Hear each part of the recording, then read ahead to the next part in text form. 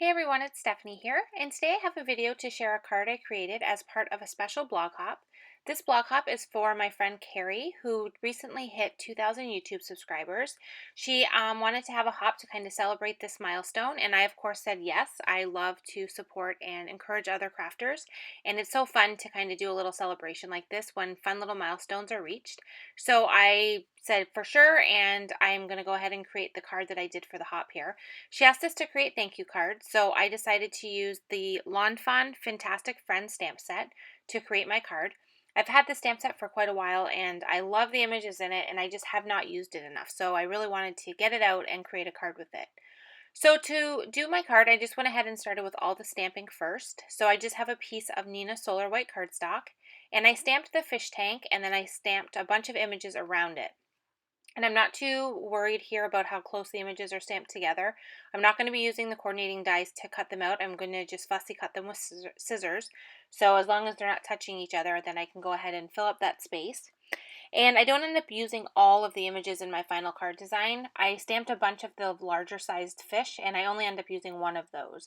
But I did use the smaller fish images as well as the fish food and the fish tank, and then some of that grass. So I stamped all of the images in Tuxedo Memento Black ink. This is one of my favorite inks to use for any type of Copic coloring, just because it doesn't bleed when you use the alcohol markers with it. And I'm just going to go ahead and color all of the images that I plan on using in the final card design. Now I colored a little bit more grass pieces than I ended up using. You'll see I don't think I used any of the smaller pieces. I only used the larger ones.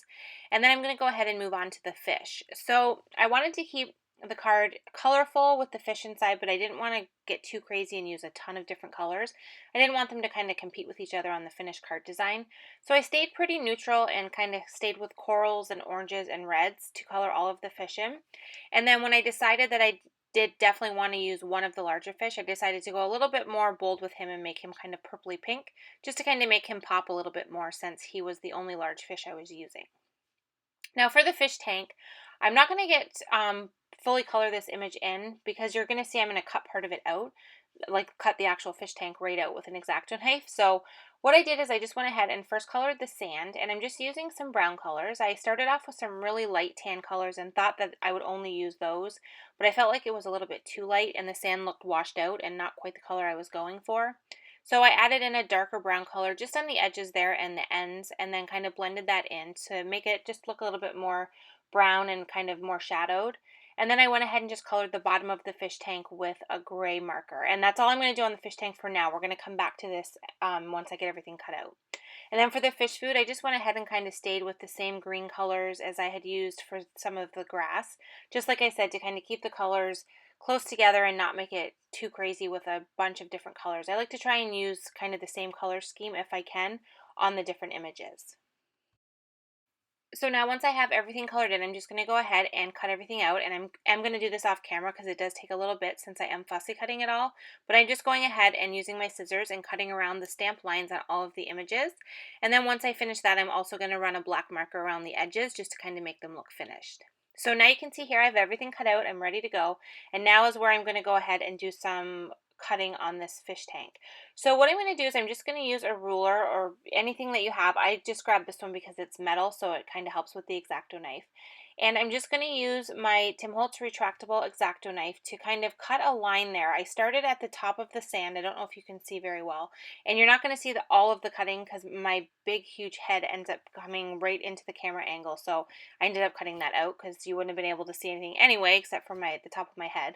But I just went ahead and first did that first cut line on the side, and then I cut it straight across, making sure I stayed low enough so that I didn't cut into the waves.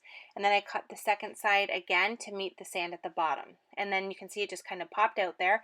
I did cut along the sand edge as well. I kept that exactly how it was stamped.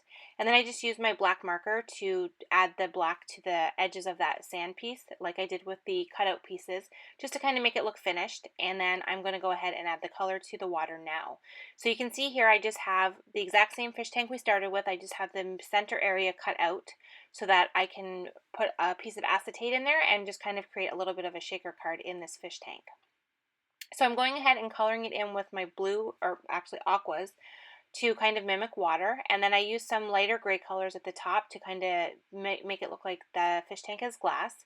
And then once I have all of these pieces colored, I can go ahead and put the acetate piece on to create the shaker card. So to create the shaker card, I'm just cutting a piece of plastic. I have this little pack of Judikins embossing plastic sheets. I think you get like 20 in the pack. They're awesome to have if you like to make shaker cards because they're already the card size that you normally would make a standard size card size, but they can be cut down if you want them smaller like I'm doing here. So I just kind of set it against the fish tank and use my scissors to cut a piece out that would fit across the back. And I used regular adhesive to put adhesive on the back of this die cut piece, and then I just added the acetate piece on.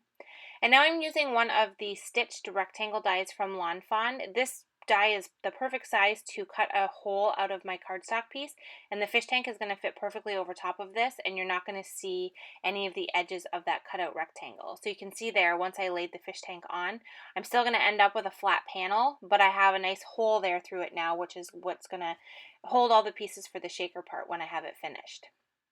So I'm going to go ahead and adhere the fish tank directly to this panel.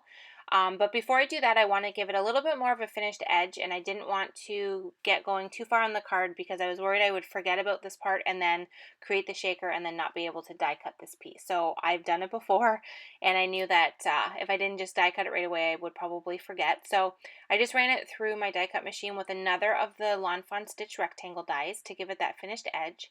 And then I went ahead and added adhesive to the back of the fish tank and adhered that directly over that rectangle hole area that we cut out. So now I've set that aside, that part's ready to go. We need to create the back piece that you're going to see through the fish tank. So I just took the same aqua Copic marker that I used to color in the water on the fish tank, and I just colored an area of this white cardstock panel, just big enough so that when I put it against the back, you're going to see the same blue, so that it all looks like one piece, even though it's two different pieces of cardstock combined together to create the fish tank. So now it's time to create the actual shaker part. So I'm just taking foam adhesive and adhering it directly around the fish tank area on this panel. And then I'm also going to add foam adhesive to the entire rest of the panel since this whole piece is going to be lifted off the top of the card front.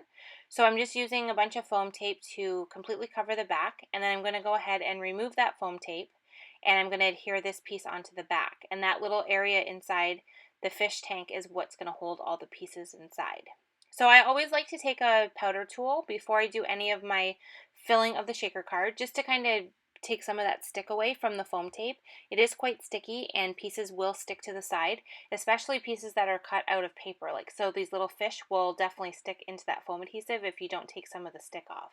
So I did that first, and then I went ahead and added the little fish inside, and then just added a bunch of different sequins and seed beads into the space. I stayed pretty neutral. I just used aqua colors, clear and white. I didn't want them to kind of take away from the fish that would be floating around in there. And then I fully removed the backing from all of the adhesive strips so that I'm ready to add the background piece on. But before I did that, I decided I wanted to adhere some pieces directly to this background so that when the card stood up, I would still have pieces that stayed up in the fish tank and everything didn't fall to the bottom. So what I'm doing here is just using some liquid adhesive, and I'm just adding some of those grass pieces with the liquid adhesive.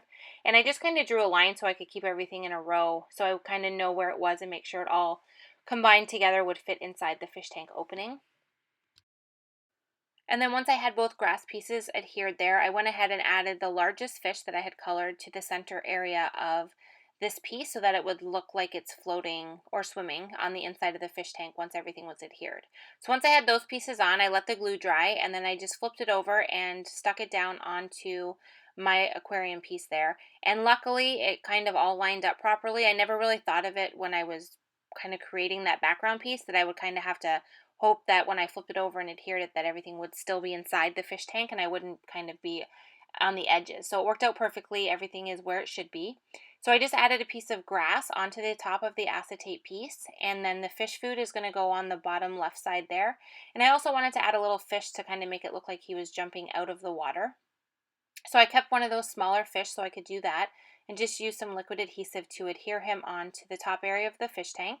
And then I just used the same liquid adhesive to adhere the fish food onto the side there.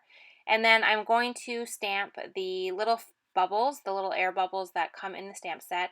I decided to stamp some above the fish jumping out of the water with some Grout Gray ink. So I went ahead and stamped those on, and then I stamped the sentiment from the set that says "Thank you" directly underneath the fish tank to give it a sentiment and complete the card.